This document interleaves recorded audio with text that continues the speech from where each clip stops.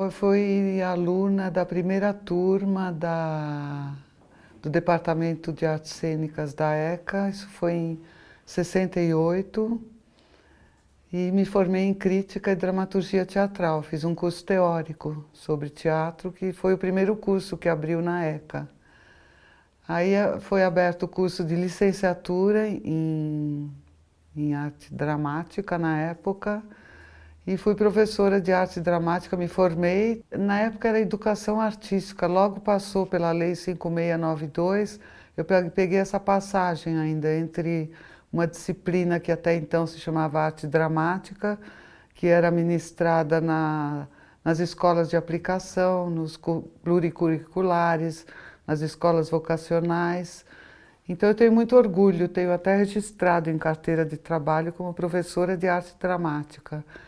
E aí quando veio a 5692, essa mudança não foi tão brusca, eu ainda peguei alguns anos de uma situação muito privilegiada, onde a gente tinha turmas divididas para as aulas de artes plásticas e de arte dramática, 2 horas de aula e com um foco muito claro nas disciplinas. Passei mais de 20 anos ministrando aula em escola pública dentro dessa disciplina. Depois virou educação artística. Aí eu passei, já dava aula no Departamento de Artes Cênicas, numa área nova, numa área que tinha pouca tradição acadêmica no Brasil, e onde foi acontecendo a construção de um processo teórico e prático que foi iniciado pela Maria Alice Vergueiro, e eu me vi assim às voltas com uma área pioneira, ainda muito jovem, e aí eu me lembro bem que ainda fiz curso com Fanny Abramovich, com Joana Lopes, tudo que havia de curso sobre Piaget, tudo que havia de curso eu corria atrás, tanto na universidade como fora dela, procurando os pioneiros nessa área. Olga Reverbel, Ilo, enfim, havia um campo de atuação nessa área de teatro na educação desde aquele tempo, não era uma área destituída, mas uma bibliografia muito empírica. Então aí começou uma pesquisa teórica, inicialmente a partir do Piaget, com cursos que nós organizamos no departamento. Lembro que foi professora desse curso a Fúvia Rosenberg, foi uma fundamentação importante. A tradução de obras, por exemplo, da Viola Spolin, a pesquisa sobre o Peter Slade, que depois foi traduzido pela Tatiana Belink, né, o jogo dramático infantil. A referência de quando a gente fala em teatro está na psicogênese na criança e está na ontogênese também, na própria manifestação na qual se inicia o teatro no ritual, né, desde os gregos. Então, para trazer esse conceito do jogo simbólico de uma forma mais concreta, eu trouxe um poema de um poeta gaúcho, que é o Mário Quintana, com o qual eu gosto de iniciar as minhas aulas para colocar o foco naquilo que é o princípio do que a gente está falando, que é a criança e é o jogo simbólico. Mentira?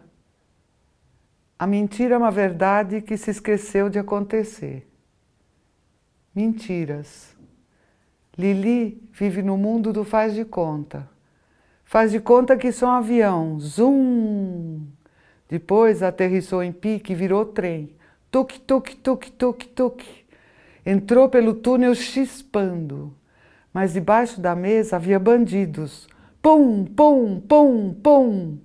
O trem descarrilhou. E o mocinho? Meu Deus, onde é que está o mocinho?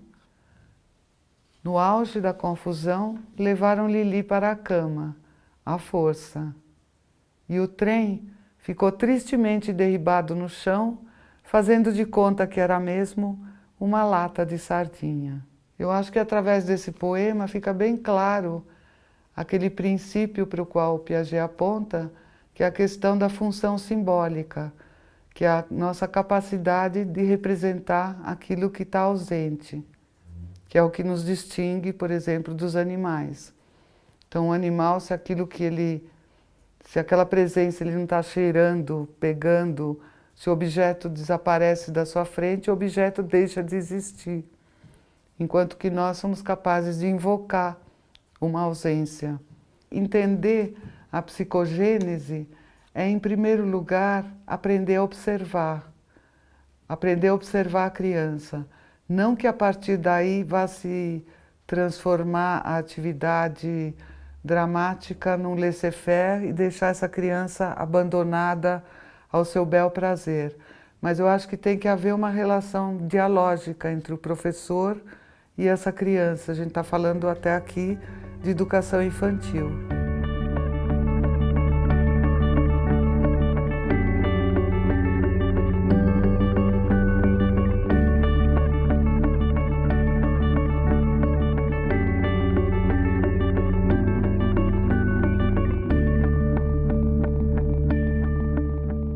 O jogo simbólico da Lili é uma manifestação dessa estrutura da inteligência simbólica da primeira infância. Acho que é importante também apontar que o modelo não é o espetáculo de teatro que está lá na casa de espetáculo, que está pronto, mas o modelo é esse processo de desenvolvimento que tem a sua psicogênese na criança e que vai se desenvolver gradativamente. O Piaget vai classificar os jogos em jogos sensório-motores, jogos simbólicos e jogos de regras. Então, por volta dos 7, 8 anos, esse jogo da Lili se transforma. Ela vai aprender a reversibilidade de pensamento. Então, ela é capaz de dizer 1 mais 1 são 2, 2 menos 1 são 1. Então, ela é capaz também de se colocar no lugar do outro. Então, são fundamentos teóricos para a gente apontar que esse jogo simbólico, muitas vezes chamado de jogo dramático, é que o jogo dramático tem tantas definições e tantos definidores que a gente sempre precisa perguntar segundo quem. Então eu prefiro o termo jogo simbólico, que eu acho que ele é mais preciso e mais científico. Quando é introduzido o jogo de regras, precisa haver um respeito, um acordo de grupo sobre como a criança vai interagir. É o início da socialização, Então aparece o jogo de regras, e aí eu gostaria de apontar para uma imagem do Peter Bruegel, com a qual eu gosto muito de trabalhar, que chama-se Children's Plays, onde ele faz um levantamento de jogos de regras numa praça pública no início do Renascimento, e fazendo uma maiêutica com a plateia, que eu agora vou ter que imaginar com vocês, a gente percebe que nós ainda identificamos muitos desses jogos de regras, que são as amarelinhas, as brincadeiras de pique, as brincadeiras de pegador, a mãe da rua, os 3 saquinhos. Inicialmente, o que eu procurava nesses jogos de regras é o repertório do professor e nosso. Nós ainda temos uma memória desse patrimônio de cultura oral. E é uma coisa assim que eu venho percebendo que talvez de uns 10 anos para cá, esse jogo, essa memória está cada vez menos presente para as pessoas. O Mário de Andrade, que colheu esses materiais por todo o Brasil, em danças dramáticas do Brasil, ele dizia, do jeito que as coisas vão indo, o sinal é de morte. E o que a gente vê é esse patrimônio cultural ameaçado, condenado ao desaparecimento. Quando a gente trabalha com essa imagem, a gente pode também historicizar essa imagem. Faz parte do estranhamento historicizar. Então, quando tem a imagem, a gente tem uma imagem de 1530 e a gente pode se reportar para o tempo de hoje. E a partir dessa relação, o olhar para o tempo histórico presente se transformam. Eu queria me remeter a uma citação agora do Brecht para definir esse conceito de estranhamento. Estranhar um processo ou caráter significa inicialmente retirar desse processo ou caráter aquilo que é evidente, conhecido, manifesto, e provocar espanto e curiosidade diante dele. Então a gente pode se perguntar quem eram essas crianças, como elas brincavam, como elas estão vestidas, por que elas não têm uma expressão psicológica? Porque as imagens do Bruegel são imagens que não trazem interioridades psicológicas, mas ele faz um inventário de uma situação onde ele aponta para uma situação cultural do seu tempo, não é?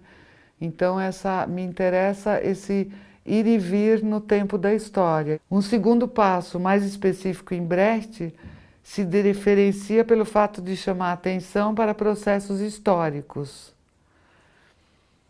Estranhar significa, pois, historicizar, representar processos e pessoas como históricos, portanto transitórios. O mesmo pode acontecer com contemporâneos. Também as suas atitudes podem ser representadas como temporais, históricas, transitórias. Eu acredito que o olhar sobre a história desse meu aluno se alarga. Ele pode vir a enxergar o seu próprio tempo com outro olhar, historicizando também a contemporaneidade. E eu vejo assim que esse momento da descrição da imagem é um momento muito rico, porque na verdade assim, o jogo teatral, o jogo é o princípio. E dentro desse jogo pode ser introduzida uma imagem, como essas que eu estou citando do Bruegel, ou pode ser introduzido um texto, mas não necessariamente um texto dramático. Então eu estou querendo fugir um pouco daquela visão tradicional de teatro que sempre partiu da literatura dramática. Então se trazia um texto, se lia um texto, se entendia um texto, se dizia os papéis, depois a divisão de papéis se ensaiava para depois acontecer a grande estreia diante de uma plateia. Então esse conceito de teatro, a meu ver, para objetivos de ordem pedagógica, ele não me serve. Então o jogo tem um caráter eminentemente performático e me interessa no aluno não que ele recite um texto, mas que ele jogue, que ele brinque, que esse jogo da Lili seja desenvolvido, né, até no ensino fundamental e até a adolescência, e que o teatro seja entendido como um jogo. Esse teatro pode ser um teatro de cenas improvisadas que nascem do próprio jogo, ou pode ser um teatro no qual é introduzida nesse fazer teatral uma apreciação da imagem ou do texto. E isso é previsto pelo próprio Brecht. Ele propõe que os textos das peças didáticas sejam modificados pelos atuantes, através da imitação crítica. Então, toda imitação, para Brecht, não é uma cópia, mas na medida em que eu me confronto com o original, eu estou imitando, mas eu estou introduzindo uma ação crítica. Se eu olho para uma imagem como a do Children's Plays hoje, o meu olhar não é o mesmo de um contemporâneo do Bruegel. É evidente que eu estou fazendo uma sequência de mediações e o meu olhar é um olhar histórico. Então, é a partir daí que também o texto é um texto que é submetido a uma visão crítica. Então não se trata de fazer um teatro escolar, né, de uma estética escolar, mas de introduzir nesse processo de jogo materiais que vão mobilizar uma consciência e uma percepção inclusive corporal, que é muito importante não esquecer que a gente, ao falar de teatro, está trabalhando com gestos, está trabalhando com atitudes, está trabalhando com a corporeidade. Então é o tornar física essa imagem.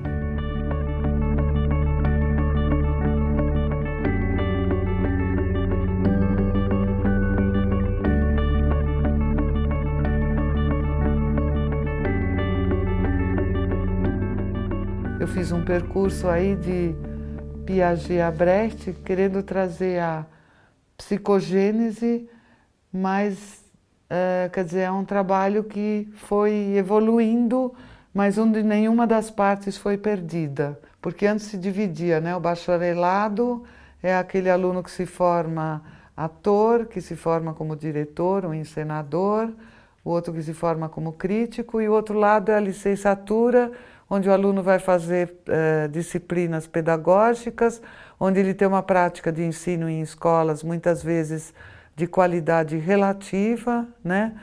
E o que se busca cada vez mais é propiciar a esse professor em formação que ele passe por uma experiência de encenação, que não necessariamente tem que ser a grande encenação com estreia no Teatro Municipal da cidade, mas que ele possa vivenciar sim uma estreia, que ele trabalhe com a questão do artesanato, que é a construção do figurino, que é a questão da construção da cenografia, que é a questão de se deparar com a construção no coletivo de apropriação de um texto ou de uma imagem, enfim, de uma estética. Acho, por um lado, importante ter esse processo de encenação, que ele chegue ao seu termo, que ele não aconteça até apenas numa estreia, mas que haja um tempo de apresentações para que esse aluno viva o teatro no seu processo de formação.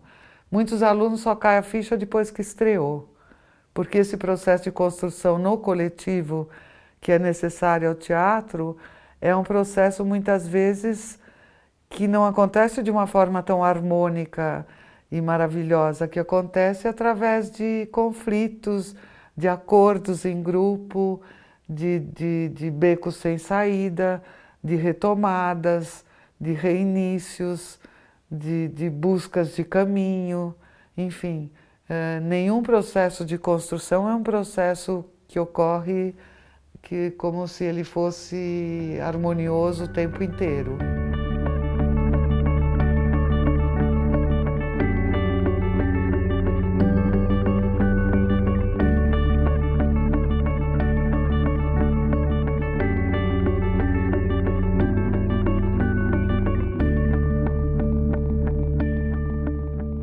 Essa construção de um grupo realizado num coletivo.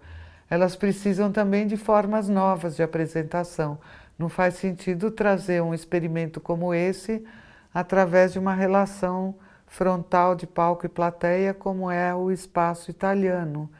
Então, quer dizer, eu acho que na pedagogia do teatro, a gente está, de certa forma, sempre revolucionando os conceitos do teatro tradicional.